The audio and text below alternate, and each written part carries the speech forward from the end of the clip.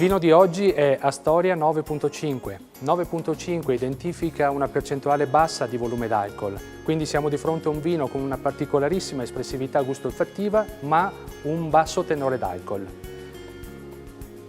Il colore è certamente un colore che ricorda i vitigni del nostro territorio, quindi un giallo paglierino con dei riflessi verdolini. Belle anche queste bollicine presenti, piccole, numerose, persistenti.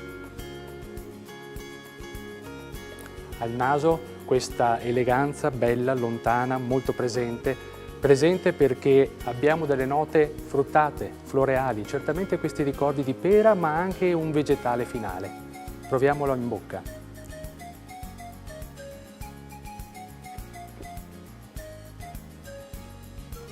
In bocca la sua freschezza si fa sentire, una sua personalità, bello, persistente, lungo, abbiamo di nuovo questi ritorni dei profumi retroolfattivi legati al mondo della frutta, legati al mondo del floreale. Direi che è un vino che si presenta proprio dedicato quasi ai giovani. Certo, un vino che potremmo anche aprire per un bel brindisi tra amici. Evviva!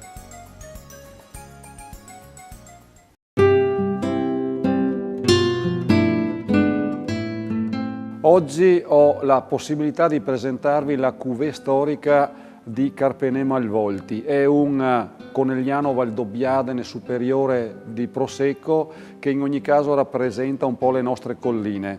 È uno spumante brut, quindi chiaramente al di sotto dei 15 grammi litro di zuccheri, nello stesso tempo con una gradazione alcolica che raggiunge circa gli 11% in gradazione alcolica come volume.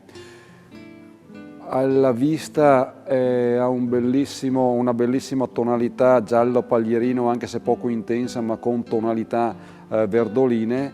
L'effervescenza delle bollicine della CO2 ci si presenta subito numerosa, persistente e nello stesso tempo anche con queste bollicine fini.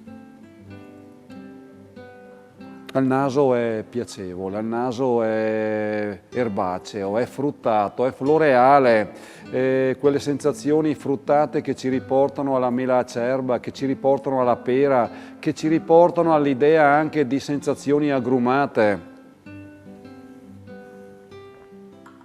Il gusto è sapido, è fresco, è piacevolmente secco, voglio dire, siamo agitati da quelle bollicine che si vanno a interrompere nella lingua e che ci riportano chiaramente anche una bellissima persistenza.